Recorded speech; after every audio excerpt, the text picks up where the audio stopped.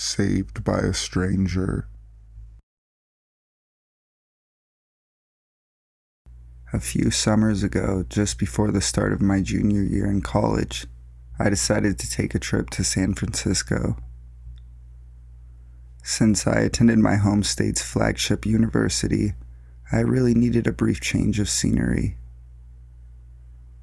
I have always wanted to be in California, which was convenient as one of my friends was interning in San Francisco and offered to let me stay with her. All the details were worked out and I was so excited to go. My friend was still interning while I visited, so she wasn't able to show me around. But I had a blast exploring on my own. I spent a majority of my time reading at different parks and taking pictures. She got off work at 5, so I would head back around then to hang out with her. I always knew I was close to hers when I saw the construction. It was a huge project that required pedestrians to navigate through tunnels. I had been through them many times before, but on that particular day, someone ran up next to me right as we entered the dimly lit passage. He was a larger guy, wearing a white wife beater and blue jeans. I'm usually pretty friendly, but something felt off about him. We awkwardly exchanged "heys" before I quickened my pace, expecting him to just drift away. But he changed his pace to match mine and kept lingering. "What's your name?" he asked.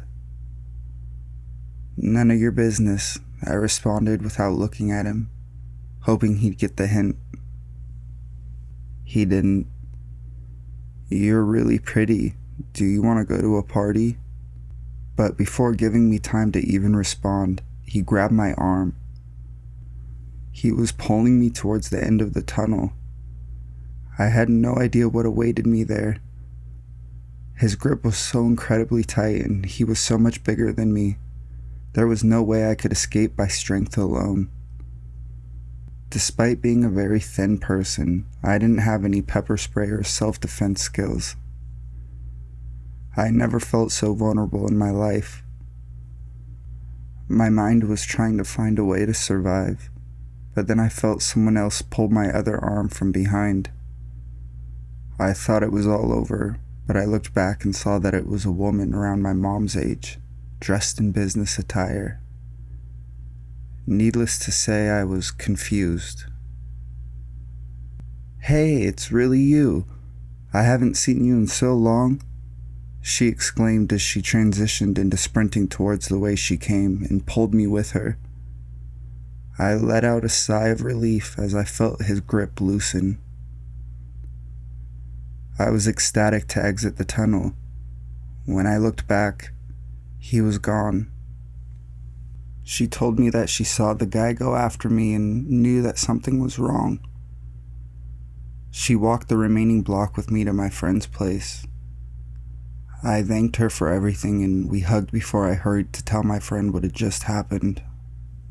We never even got to exchange names, but I don't know what I would have done without her. It warms my heart to know that there are people out there who have the courage to help others. I recently moved to San Francisco with some pepper spray, and the construction at the site of the incident has been completed. Even so, I think of her every time I pass by.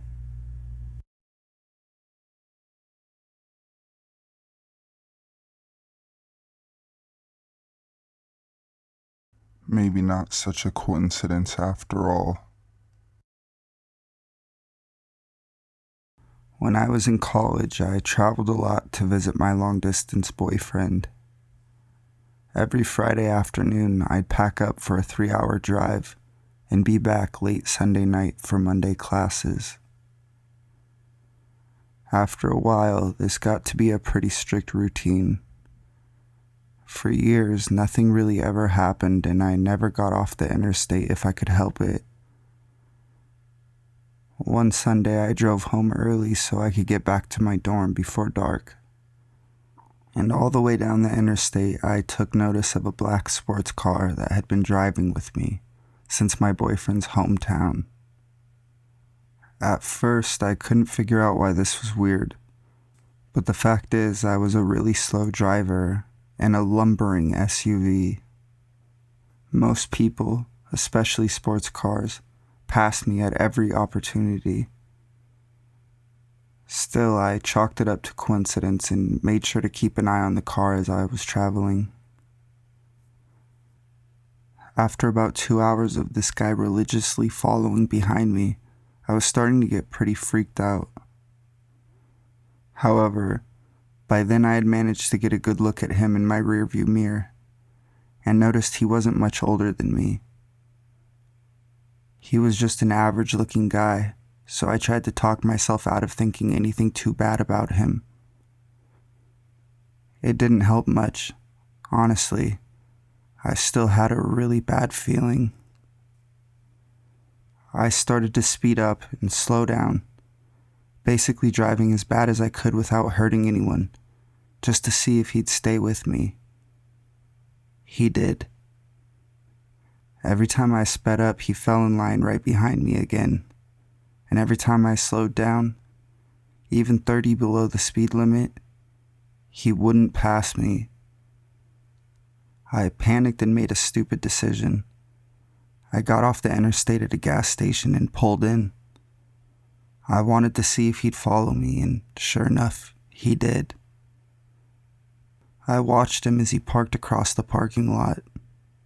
I could see him staring at me from my peripheral vision as I rushed inside the gas station, thinking he wouldn't follow me where there were people and cameras. I was wrong, though. He did follow me inside and headed me off at one of the aisles. I turned back the way I came just as he tried to say something to me, but I was already gone before I could hear what it was. I ran back to the bathrooms and locked myself inside the woman's restroom, not even considering the fact that I was letting myself be concerned. A few seconds after I slid the deadbolt over, the door began to shake, violently. The doorknob was being turned as far as it would go in either direction, and the deadbolt rattled so much I was scared it would come loose. It felt like forever, but I'm sure it was only a few seconds before it suddenly stopped. I stayed in the restroom for another 10 minutes, keeping track of the time on my phone, until I thought he had to be gone. I don't know why it didn't occur to me to call the cops, but I snuck out of the restroom as quietly as I could.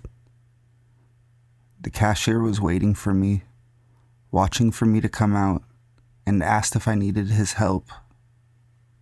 He made it clear that he thought something was really wrong, but I was still too freaked out to think straight. I just shook my head and said, "I'm not sure." I bolted from my car and saw that the stalker guy was sitting in his own car again, watching the gas station doors. I guess just to see when I'd come out. I got into my car just as I heard his car start, and I sped back onto the interstate. He followed me into a jumble of tractor trailers, and after a few minutes of chaotic traffic, I finally lost him. For such an average-looking guy, he was incredibly freaky. I definitely never want to meet that man again.